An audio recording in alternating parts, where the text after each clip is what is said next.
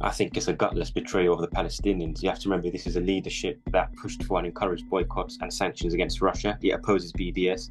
International law clearly defines apartheid. An international community has left no room for ambiguity around it. Labour Party members, by a vast majority, took the view that Israel was practicing the crime of apartheid and was supportive of BDS. So Keir Starmer's on the wrong side of history. He's not just out of sync with civil society. He's not just out of sync with the reality of the situation on the ground. He's out of sync with the views of his own members. Today we have gone public about something that has happened in the past few weeks. The Labour Party has a brochure in which it advertises all the events that are happening on the fringe and the stalls that organisations are holding in the conference centre. We were contacted by the Labour Party some time ago to say they were changing the wording that we had submitted to describe our stall and to describe our event.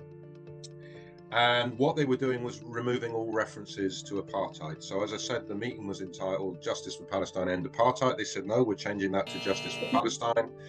And we had made reference in our stall about us building a mass movement to end Israeli apartheid. And they said, no, we're removing the reference to ending Israeli apartheid. We challenged that, said that's not acceptable. What is the rationale? We got a response eventually from a senior figure in Keir Starmer's office who said that the Labour Party would not print a description of Israel as an apartheid state. And when we pressed further and said that's not an acceptable reply, what's the rationale? And in making that reply, what I had said in the email was, we don't use this term loosely, we use it forensically, precisely. This is why we say it. This is why Palestinian civil society has been saying this for years. The response this time was the Labour Party will not print anything that it believes is detrimental to it. So while alternative language might be more politically lucrative and palatable, this doesn't change the reality on the ground. It is apartheid. So concealing it, I think, just reflects on the moral status of those who opt for it. I think it's a gutless betrayal of the Palestinians. You have to remember this is a leadership that pushed for and encouraged boycotts and sanctions against Russia. It opposes BDS.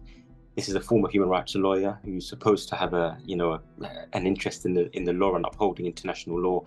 And all the reports that he dismissed on Amnesty International in particular. Amnesty International recently released a report where they accused Israel of being an apartheid state. Yeah. That was embraced and supported by many members of your party, particularly on the left.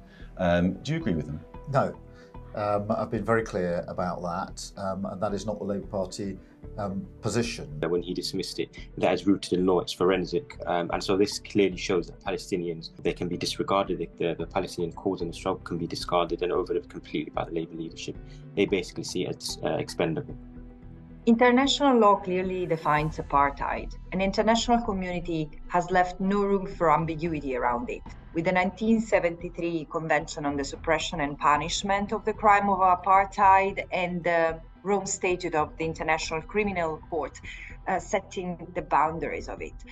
Therefore, systematic oppression and infliction of inhumane acts by one racial group over another with intent to dominate is apartheid. The Labour Party is refusing to publish our meetings in the way we wanted it to, but our meetings are going ahead. We will be holding them.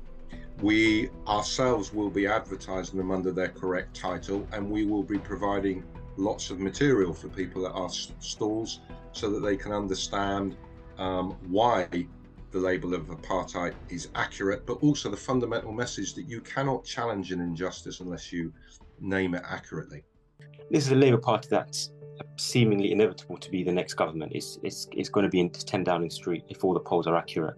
And rather than kind of censor the avenues and reduce the ways of holding Israel to account. I would also like to apologise for the use of the term apartheid state. While I was quoting accurately Amnesty's description, I recognise this is insensitive and I'd like to withdraw it. It should be pushing globally. It should be, encouraging the global isolation of Israel. It should be encouraging the use of the word apartheid to kind of unite and organize kind of a global coalition of criticism of Israel and actually holding Israel to account. And you have Palestinian, Israeli, international human rights organizations and experts who have copiously documented it.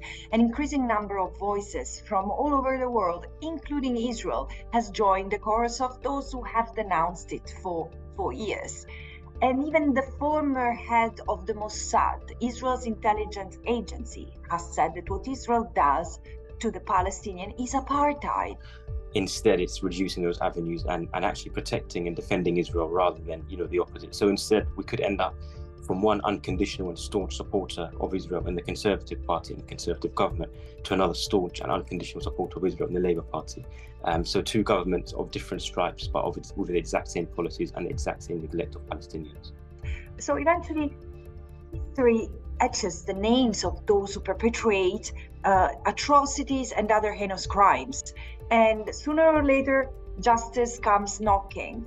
As for those who conceal those actions and who prefer not to talk about that, who prefer to sit on the wrong side of history as well, they will be forgotten at best.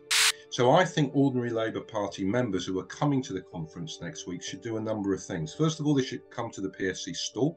We will be giving them opportunities where they can show active solidarity by holding up signs to show this is what we think and this is what we think should happen. One of those signs will be End Apartheid. We invite them to come to the Fringe meeting where they can hear directly from Salah Hijazi, the co-author of the Amnesty report, of why Amnesty reached the conclusions it did. And in terms of what they then should do, well, again, the answer is very, very simple. It will be provided by Salah. It will be the message we're pushing. When a state is practicing a crime of humanity, when it is breaching international law, we know what history tells us the response is. You isolate it. You take action through boycott, divestment and sanctions. You hold it to account. That's the direction of travel across civil society. That's the direction of travel in the trade union movement. That's what ordinary Labour Party members should keep pushing for. And remember this as well. The last accurate opinion poll taken of Labour Party members only a couple of years ago showed that Labour Party members, by a vast majority, took the view that Israel was practicing the crime of apartheid and was supportive of BDS. So Keir Starmer is on the wrong side of history. He's not just out of sync with civil society. He's not just out of sync with the reality of the situation on the ground. He's out of sync with the views of his own members. So Labour Party members should be empowered to start pushing back and calling for change.